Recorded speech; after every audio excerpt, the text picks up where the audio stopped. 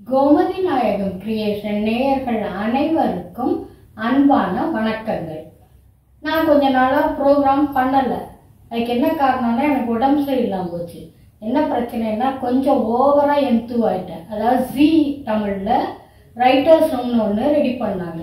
அதுக்கு நான் அப்ளை பண்ணியிருந்தேன். என்னை செலக்ட் பண்ணி வர சொல்லியிருந்தாங்க. அதுவும் அது சென்ட் தாமஸ் மவுண்ட் பக்கத்தில் இருக்கிற ஒரு ஸ்கூலுக்கு தான் வர சொல்லியிருந்தாங்க.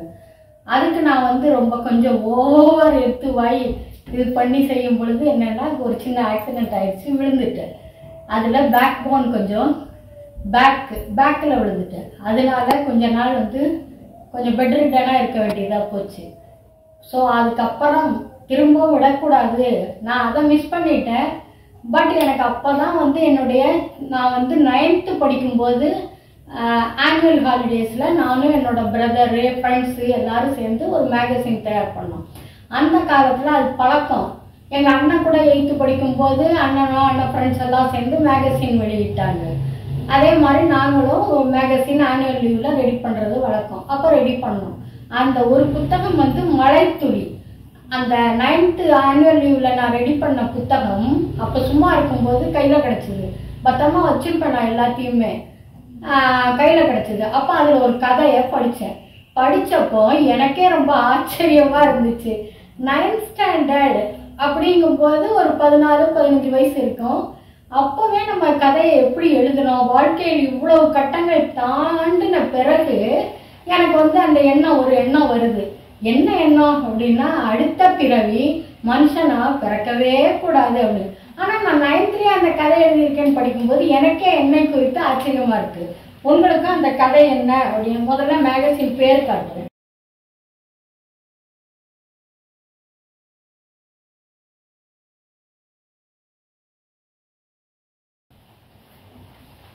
அப்போ என்னோட கதையின் பெயர் விடுதலை.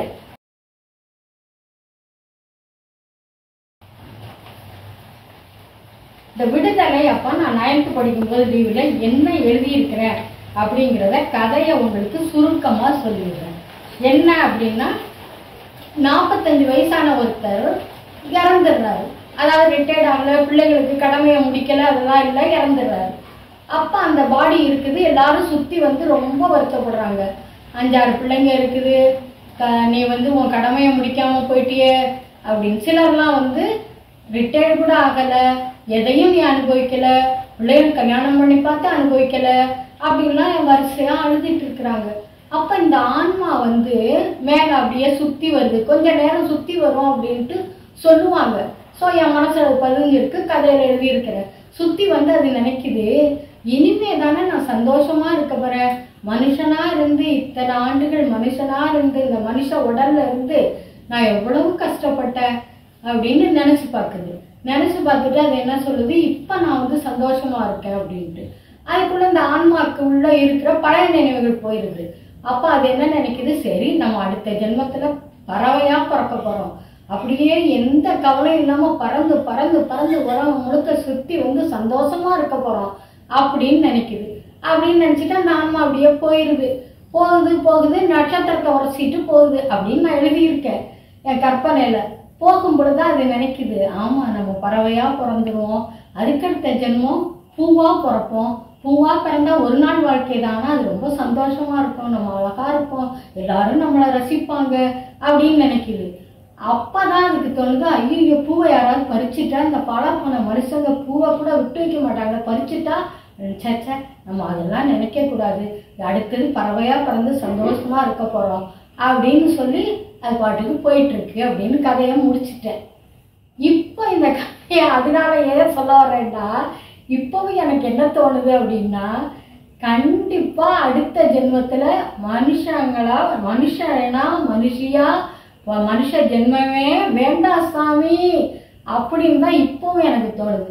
அதை நான் 9thலேயே எழுதுனது தான் எனக்கே ஆச்சரியமாக இருக்குது. உங்களுக்கும் அந்த கதையை சொல்லிட்டேன். சாமிகிட்ட இப்போ அதுதான் நான் வேண்டுறேன், கடவுளே நான் அடுத்த ஜென்மத்தில் ஒரு பறவையாக பிறக்கணும், கடவுளே நீ கருணை உள்ளவர்னு சொல்கிறாங்க, ஆனால் என்னை பொறுத்த வரைக்கும் நீ விளையாட்டு பிள்ளைன்னு சொல்கிறாங்க, அதுதான் உண்மையோ அப்படின்னு எனக்கு தோணுது. ஏன் அப்படின்னா நான் பறவையா பறக்கணும்னு ஆசைப்பட்டுட்டு இருப்பேன். நீ என்னவா பறக்க வைப்பேன்னு எனக்கு தெரியாது.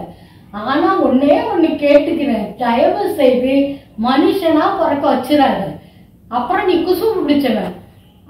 ஆட்டுச்சாணம், மாட்டுச்சாணம், குதிரைச்சாணம் எதுல வேணாம்னு நெறியிற புழுவா கூட என்ன படைச்சு விடு கடவுளே. ஆனா மனுஷனா மட்டும் படைச்சிடாத. நீ குசும்பு பிடிச்சவன், அதுக்காக மனுஷனாவும் படைச்சிடாத, மனுஷ கழிவுல நெறிய புழுவாவும் என்ன படைச்சிடாது. தயவு செய்து வேற ஏதோ மிருகத்தோட சாணத்துல பறக்கிற புழுவா கூட படைச்சு விடு. பறவையா படைக்க உனக்கு மனசு இல்லைன்னா, ஆனா மனுஷனா மட்டும் படைச்சிடாதப்பா.